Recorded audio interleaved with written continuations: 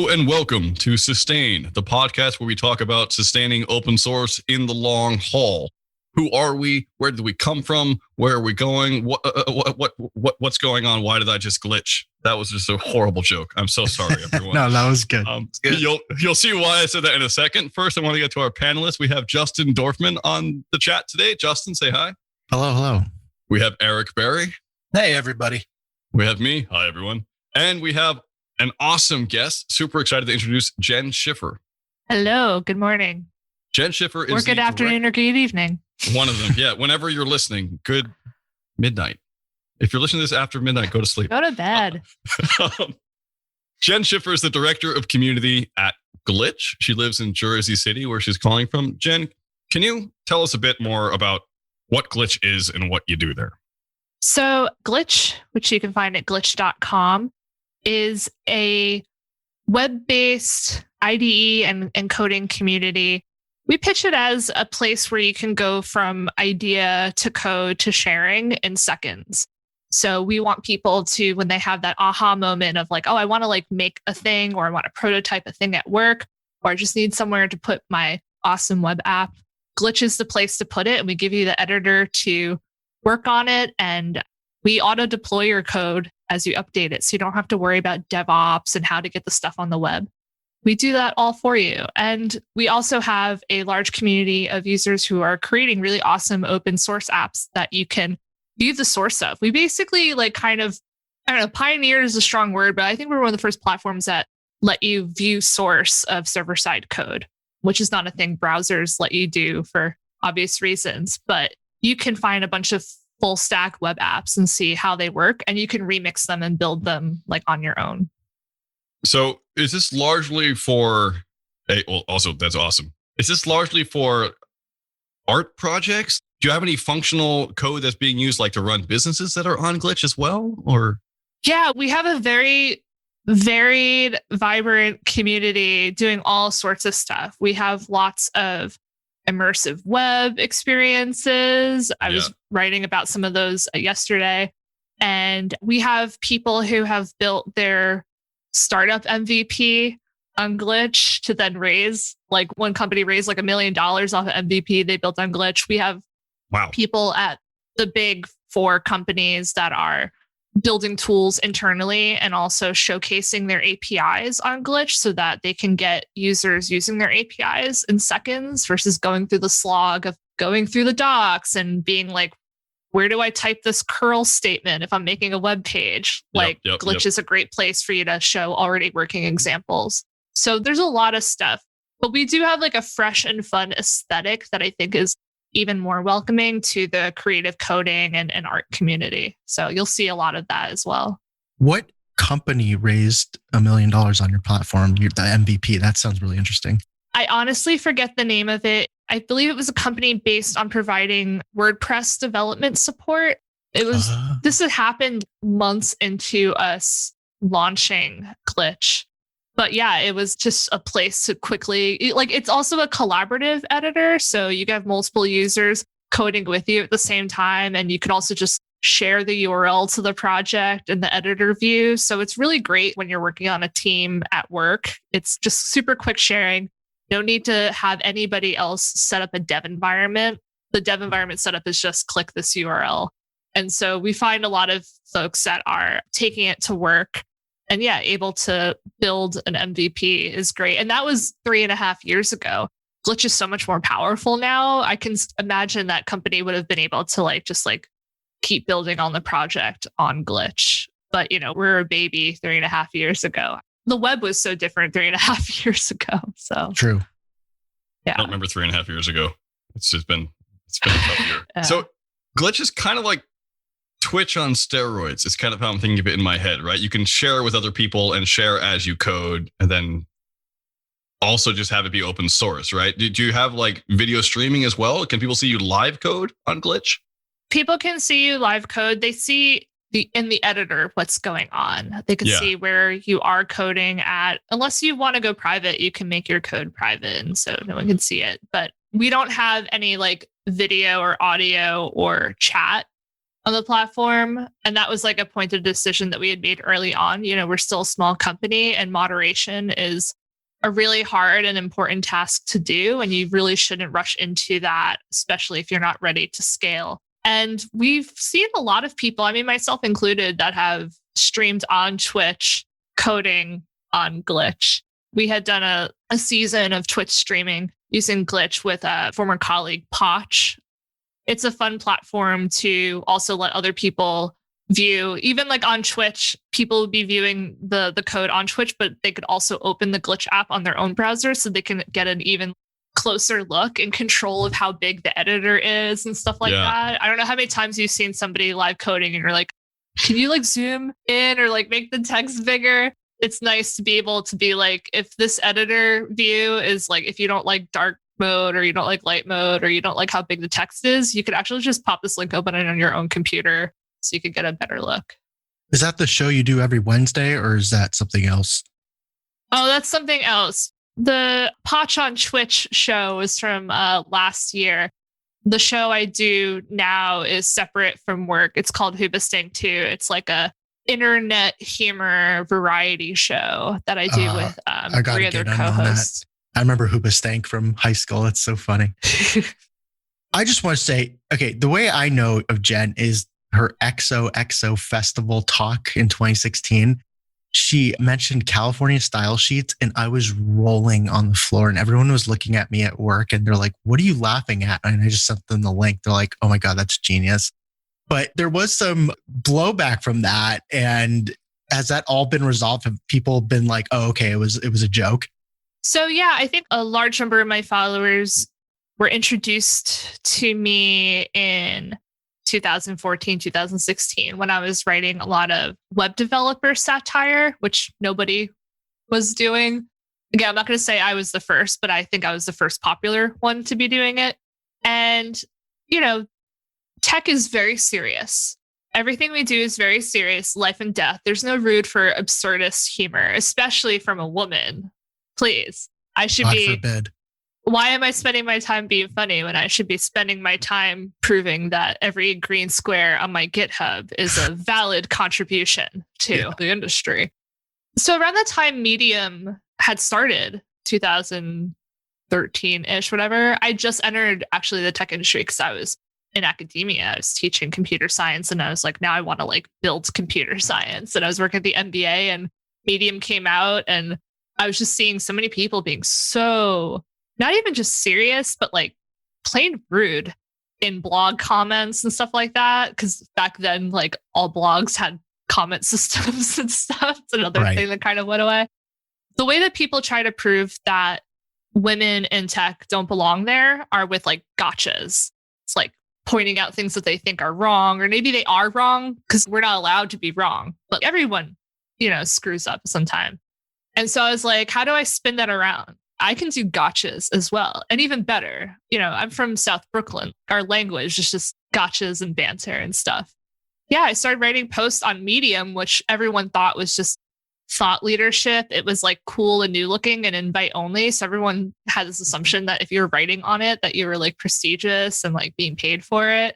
And so I got an invite somehow and started writing satire. And a lot of people got it. A lot of people didn't. And when they didn't, the way they responded was, trying to gotcha me back. And in rude ways. If it was rude, then I would like call them out on it and be like, I don't know, I was lying. And the thing is with satire, there has to be increasing levels of absurdity. And I could talk for days about satire, especially with tech.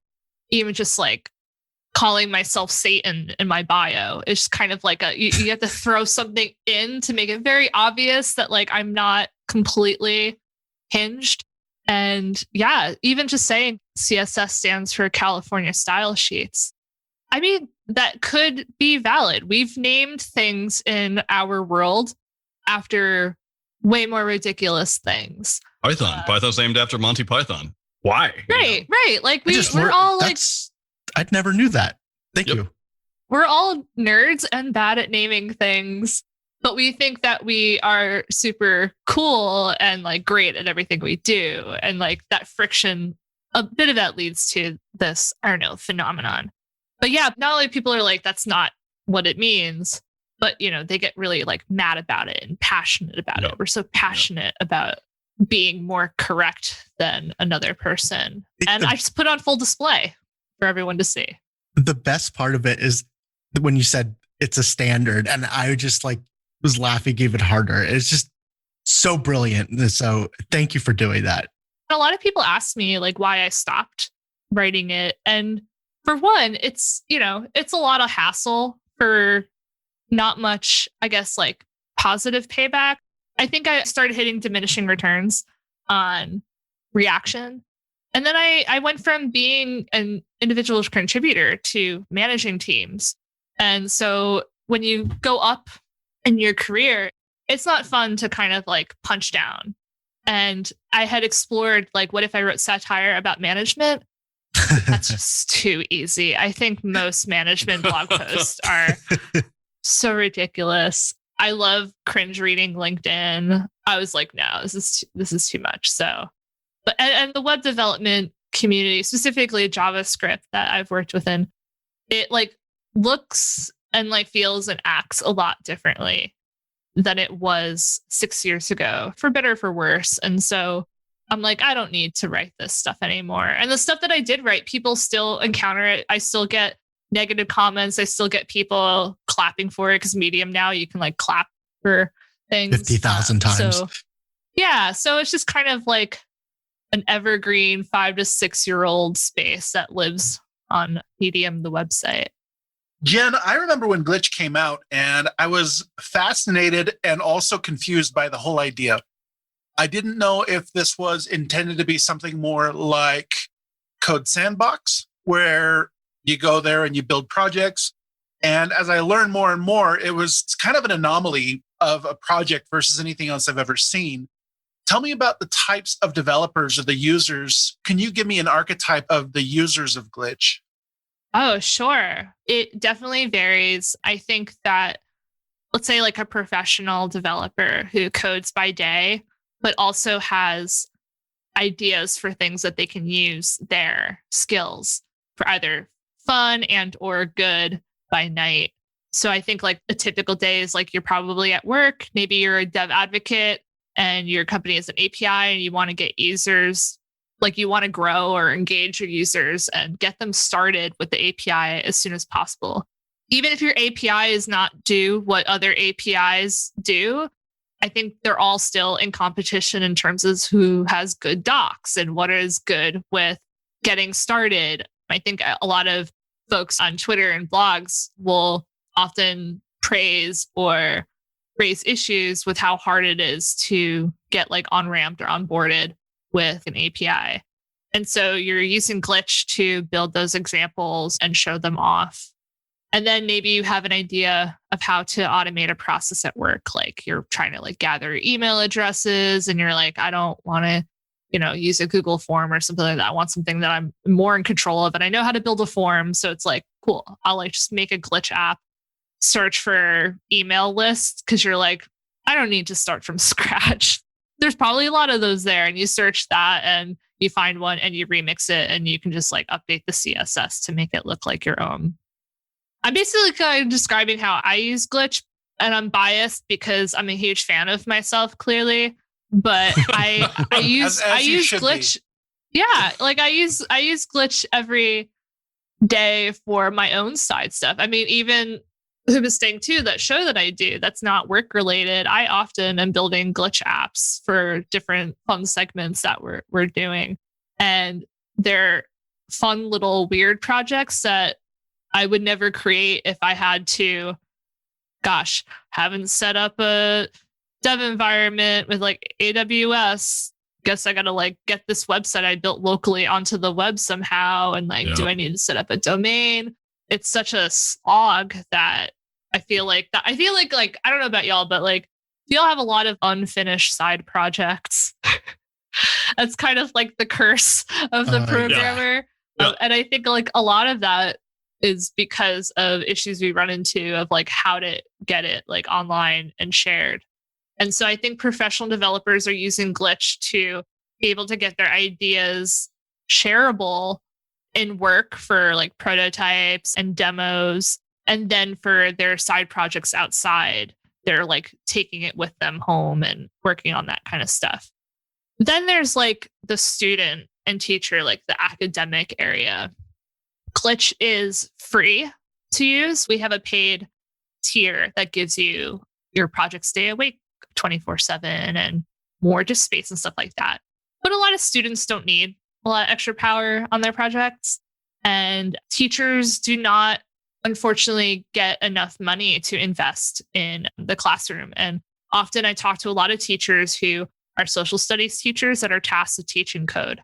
So they're kind of trying to dive in and learn to get ahead of what, they're teaching their students who are often a lot more technical savvy than they are.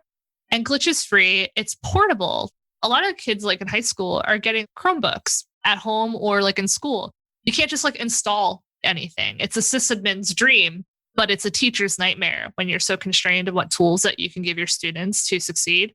And so we have a lot of classrooms that are using Glitch to get them started on projects, which is cool to see. Girls Who Code, great organization, uses Glitch. There's a lot of really other awesome organizations geared towards teaching people how to code and getting more rad young folks into the pipeline. And they're using Glitch, and that's great as well.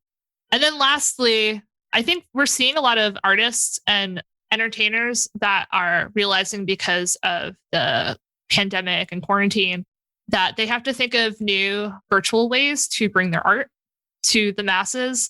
And so we're seeing a lot of artists that are bringing exhibitions of theirs to Glitch. There are art galleries and gaming conventions that can't run in person safely. And so they're creating, massive online multiplayer experiences where you can like go to this Glitch app and you're in this like virtual world, kind of like a lo-fi Second Life, and play games and look at stuff all on the screen. And so we're seeing a lot of events being created and people existing within a Glitch app. And so we have people that are developers by day and also not. And they're finding that, and this is what we're trying to do, we're democratizing building the web. We want everyone to be able to build the web. And we're lowering the barrier by not making you have to know how to be a DevOps engineer for a moment, but also just showing you that code can be a tool to solve many different solutions, not just startups building MVPs. It's not just that, though. I also see, which is great, in your entire career, not just you at Glitch, but you're trying to like add humor and fun to coding, right? As opposed to just making it a very serious business where we're all very serious. And it's kind of perfect that you're at Glitch. It seems like it's the perfect job for you because it's a great place to do that, which is excellent. One of the questions I have is, especially talking about students, you're doing this great work of making it easy for people to code. You're democratizing coding. That's amazing and awesome. What are some of the difficulties you're having? How is it hard to use Glitch? What could be better for teaching open source in general? Do you have any thoughts around there? When you go to Glitch and you make a project, it's just public by default. And that's the case, I think, with a lot of the other in-browser IDEs. And I think what I started encountering that was new to me working for a web IDE was this, I guess, a lot of folks being introduced to the idea of sharing code, open sourcing their work. We will have folks that, will build something on Glitch, or they'd had built something on like CodePen or Code Sandbox that somebody copied and remixed onto Glitch and vice versa. And there's like this person like stole my code. I don't know about the other platforms. I know CodePen like Glitch there's a MIT license. If you don't add your own license to Glitch, MIT is a default, and same as for CodePen. And so I've had a lot of really interesting conversations with a lot of like young developers who are in high school. With Discord exploding, there's so many gamers that are learning to code because they're building bots for Discord. And there's a friction between their daytime at school where they're told, no, you can't copy. Copying is bad. Copying is plagiarism. And then they go off into the web development world and it's like closed sourcing your code is bad and open sourcing is good. And I've had to have a lot of really interesting, sometimes trying conversations, teaching them that, not just Discord developers, but all different kinds. And it's very frustrating. When you're young, you often look for permission from an elder to be allowed to do a thing. And I found myself in an elder position, which is surreal. Oh, no. Because I'm like the dingus that's like writing text satire and like goofing around. And then like I put on my serious hat. And, you know, I often in this industry feel like three kids in a trench coat, but it's a nice fancy trench coat. My introduction to open source wasn't until I was in college. My undergrad was 2003, 2007. And I got introduced to open source because someone from Sun Microsystems had come to our computer science department. I was studying computer science. This is pre-Oracle. And we had used Sun Microsystem machines, and we often had to have people come by to like remind us how to use them, I guess. And I learned about the Open Solaris operating system project, RIP. Again, Oracle. I hope you could hear me hissing. But I was so chuffed at the idea that like there's this big project with these like grown-up developers, and they're like celebrating the idea of collaboration and sharing and like building this thing together alongside in tandem with a closed source enterprise system, like which is Solaris. And I thought that was so cool. And so when I graduated college, I went to grad school and then I started teaching at the same university. I was indoctrinated into open source. I was like, this is it. Cause like all these projects like Drupal and WordPress are open source too. And like they are taking over. This is like really great. And I mean, Linux as well. It seems like that exposure is not happening as much with students today, or at least maybe in college if they go to college. But nowadays we know that like you don't have to go to college to thrive as a web developer. And that's great. The barrier to entry is lowered. But back then when I was going in, it was like Google was requiring that you went to a school of a certain standard in order to get through the interview process, even for an internship. And so I wonder like how we can get open source education into high schools. I mean, even middle school, even any introduction to like writing code, having students work on projects together and sharing, and not just like group projects that are separate from each other, but again, like collaborating with each other. Because I think that it would be hard, but important to teach students the difference between copying without consent and copying with consent. And consent is also, of course, another really important topic that we should be teaching our students. And so why not kill two birds with one stone? But I feel like we have to educate the educators. And when I say we, I'm like, who is we? Who would be responsible for like doing that? So yeah, that's something that's been like kind of like on my mind a lot, because I personally do not want people to click that lock icon when they create a glitch project. Like I want, unless like it's for work and it's not allowed to be public. But often I find that they'll click that lock or they'll keep that GitHub repo private because they're terrified of what's going to happen when the so-called floodgates open. And just a brief anecdote like on that, when Glitch launched, people were keeping their code public, and most of the projects are overwhelmingly public. And it was so great to see, because when I started using GitHub, it took me a long time to feel comfortable open sourcing. My biggest open source project is make8bitart.com. And I kept the code closed for like a year because I was just terrified of what was going to happen. Again, it was a lot more hostile. It still can be hostile. Don't think that it's perfect out there. But it was a lot different 6 or 7 years ago when I like first open sourced it. And it's nice to see that with Glitch, people are more open to it because it just feels normal, because it is. It's like the default. Yeah. That was a lot, but like I said, I can talk about this stuff for hours. It is a point where like I really get what you're saying about, especially in schools where they're teaching, sharing versus not sharing. And I think one of the biggest things with open source sustainability is licensing and not understanding the license. And I think that's one thing that definitely could be better communicated, especially in education or high school, junior high, college, whatever it might be, because I think that will definitely remove some of the barriers in terms of sharing. Yeah. I mean, licenses are a whole other beast. I mean, I don't think any of us here are lawyers.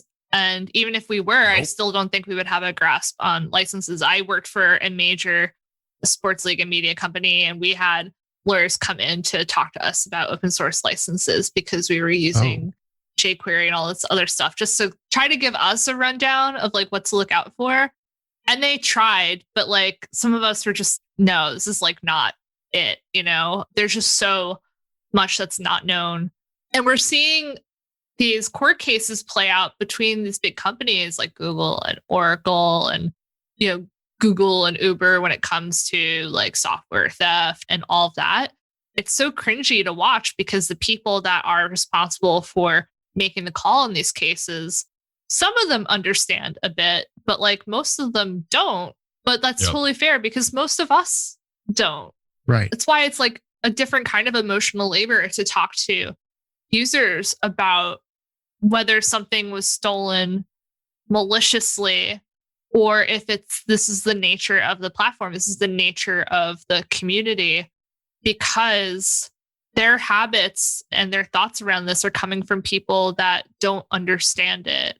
I don't think there are many, if any, like high school teachers that are anti-open source and indoctrinating their students to be against open source. That might be a future, though, if we don't like get ahead of it and talk more about that. I think we've made a lot of progress in terms of getting companies to allow open source to be used in their products.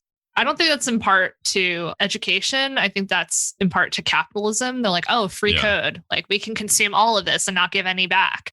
So we don't want that to happen deeper into the younger education levels.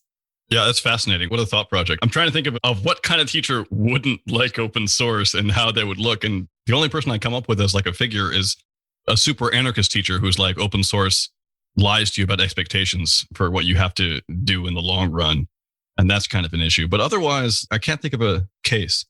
And I don't even think it has to be like we can teach teachers how to teach it. It's just that we don't give teachers enough time, money, and like resources to prepare students for anything, their future in this space because they're pushed into this corner where it's like standardized testing. And until you make room for qualitative responses to scenarios around open source in high school standardized tests, or even better, get rid of standardized testing, it would be incredibly difficult to make it more widespread curriculum. I do know high school teachers that are teaching open source. Yeah. But they are edge cases. They're not the standard, Right. but they're the goal. And they just happen to be really lucky and work like a school in a space where they can do that. And that's the same with so many other subjects. I mean, teaching high school students about taxes. Why don't we teach them how to do their taxes in the US? And there's no standardized test question about that. Why would they teach that? It's a systemic issue. I'm thinking back to the first time, well, I guess the only time I did an hour of code. So I went to this public school in Lynn, Massachusetts, which is a pretty underserved community. And I went into this room and like, everyone had their little iPads that were given to them by the state, I think. And so they're all doing Scratch. And I realized now that, teaching kids how to do loops is interesting, but none of it was collaborative. The students were all focused on their iPad and not working with each other, not sharing Scratch implementations. And that was a systemic failure of the system. And then I'm also thinking that the majority of what the students wanted to know, like when I talked about, I do open source and I'm working for MIT right now, and this is what's happening. And this one kid at the back is like, do you get paid? And I'm like, yeah, I do okay. But it's like, but how much money do you make? I do fine. It was really interesting to watch. Like I'm trying to teach about opportunity, but also like I'm not doing it well because it really should be collaborative. And that's just, thank you so much for reframing that whole experience in my mind. It's great. Yeah, I mean, I do know that code education is a space that is ever evolving, and the ACM, Association for Computing Machinery, like has really rad computer education organization within it, and there is a lot of focus on improving it. And I think like especially now with remote learning, there's been a lot of research on going from in classroom to remote, specifically around higher education. And that was a lot of my focus when I was at the university, was how do we get a master's in computer science program like online? And at that time it had, basically it was the word that it's unethical to have students stare at a 45-minute PowerPoint presentation because it doesn't do them any good. So how do we break this down into like smaller pieces? That's why we see a lot of online learning courses with these like bite-sized videos, because like a lot of research in academia around how to improve computer science education led to that. So it's like, how do we get that same focus and spread the messaging to the high school area about all this kind of stuff? There's definitely a lot of work going on in the university space right now. Like Rochester just opened up OpenRIT, which is one of the first like major OSPOs. That's not just a lab, but like an entire department dedicated towards open source. There's stuff going on at Santa Cruz. I think we've had Carlos on this podcast where they have like a program where enterprise comes and works with PhD students to do open source so that they actually get funding, so that it's not just locked away in academia, but they work directly with industry to work on better storage systems. But that hasn't really trickled down to like high schools yet. So that'll be really interesting to watch the next 5-6 years as that happens. I'm really glad that you're doing this work at Glitch, though. Unfortunately, this is around time. So I want to make sure that we have time for Spotlight. So before we move on to that, where can people read more about your awesome thoughts or your satire or anything? Where can they find you on the web? So basically, I think like my online welcome mat is jennmoney.biz. It's JENNMONEY.biz. It's a Glitch app. It's a static site and it's open source. So you can view all the code. I think my README has some cool ASCII art in it. And you can find all my stuff there. I do a lot. I'm on Twitter at Jenn Schiffer, my open source project that all different kinds of people are using every day, not just coders, is make8bitart.com. And I blog at livelaugh.blog because I decided that I'm going to enter into my final form as a white woman named Jennifer and become a lifestyle blogger. So I follow my path there. Awesome. Thank you so much. All right. Spotlight. This is the part of the show where we talk about cool projects that we think need more light or that have helped us get us along the way. Justin, what do you got for us? Well, I mean, speaking of make8bitart.com, that's my spotlight for today. Eric picked it as well, but I made him choose a different one. What's really cool about it is, and this is what I'm going to be doing this weekend because it's so cool, but if you close the browser and then reopen it, it saves the state. So if you accidentally close a tab, you can continue. So I thought that was really cool. It just reminds me of Kid Pics from like back in the early 90s. I used to use it and this just gives me so much nostalgia, and that's why I'm choosing it. And Jenn, it was such an honor to have you on. I really, really appreciate you coming on and sharing all this with everyone. I think it's going to be a really, really great episode. Thank you. I also want to note that make8bitart.com is also a Glitch app. The project name is Make8bitart. And so you can view the source and see how I use service workers to make that offline stuff work. And that's love it. Love it. Love it. Eric, what do you got? First, I got to agree with Justin. This has been a fantastic interview. And I'm also really grateful that you took the time to come on the show. For me, since my last endeavor, I've really kind of simplified my life and focused more on bringing simplicity into my home. And one of those things is just a simple hobby, which is 3D printing. So I went out and bought a 3D printer for a couple $100, and I've been printing these upgrades like nonstop for it. But one of the things that happens is when you're running a print and you're not around, sometimes what happens is what they call spaghetti, where the filament doesn't stay attached. And all of a sudden you come back and it looks like you got a great big nest on your printer. There's an open source project. It's a paid service, but it's also open source for self-hosting called thespaghettidetective.com. And they're completely open source. But what it does is it it will use your webcam and it will watch your print as it going, and it uses machine learning to know like, oh, it looks like it's starting to create the spaghetti, and you can actually have it turn the printer off at that moment to save you from all of that lost filament. So fantastic community, fantastic project. It's called the SpaghettiDetective.com. It's so cool. I like that the website says how many print hours have been watched. At this point, it's been like 19 million. Oh, right. Yeah. Yeah. And it's one of those things, like it's a perfect hobby for those who are creative and also who like to build things and who like to code, really. So for me, when I landed in it, it's like the best hobby in the world. And those listening can't see this, but I just printed this last night. It's like every morning I wake up and there's a new gift on my table. I love it. What is that? It looked This like is a doodad. spool mount. So one other pick, I guess, is Thingiverse. It's a website where you can find all these 3D models that you can print. This is a spool holder, and it attaches to the side of my printer. And then those at home can't see, but you see up here that thing. I'm going to move this guy onto here, and then it's going to be on the side. Cool. So anyway, that's a whole bunch of stuff that people listening at home don't understand. But follow me on Twitter or ask me any questions if you want to know about 3D printing. Speaking of Twitter, my spotlight is Jim Kang. Jim Kang is one of my favorite people in the internet space because he makes stupid stuff a lot, and he's really good at it. Death Mountain used to be his website. Now it's Smidgeo, SMIDGEO.com, I believe. He has made a lot of bots. I think my favorite is probably God Tributes, where it's just Twitters, and you could just like tweet at it, I think. But anyway, it's just always the same sort of thing. Like, what is it today? Cockapoos for the cockapoo god. Golden retrievers for the golden retriever cat. And it's just like always in that form. And it just has this little gif of like this dude giving God tributes, you know, subulations for the subulation god. I don't even know what that means, but I just love it so much. It's so silly. And it makes me think tech is okay. So Jim Kang, you're an amazing maker. Please keep doing what you're doing. Jen, I'm a big fan of Jim Kang's Dem Bones bot that tries to assemble a skeleton, like the bones randomly. You have a skeleton in the background behind you.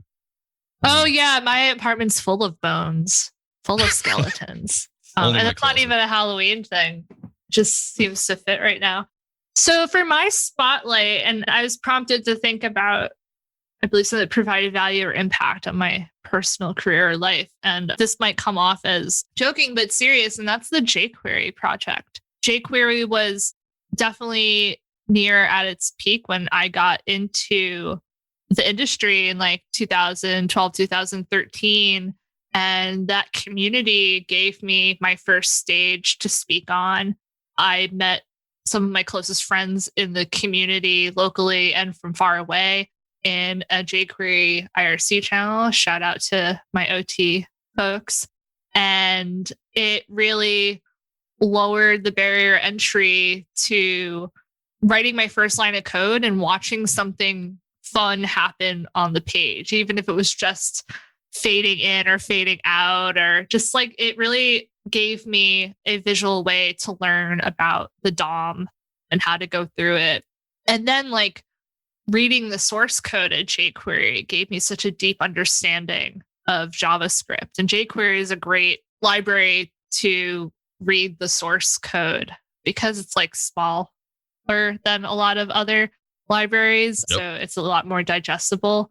And every once in a while, I do like to go back to like the latest version and read it and, you know, kind of see what's happening. So I am forever indebted to jQuery, the code, and also the community around it. So thank you for saying that, because at first I thought you were trolling, but you know, a lot of people don't know this, but 70% of the web still runs on jQuery, like websites. So thank you for bringing that up. Thank you so much for being on this podcast. It was awesome to have you. And that's it. That's what we got. Hooray. Later, y'all. Thanks, Jen. Bye.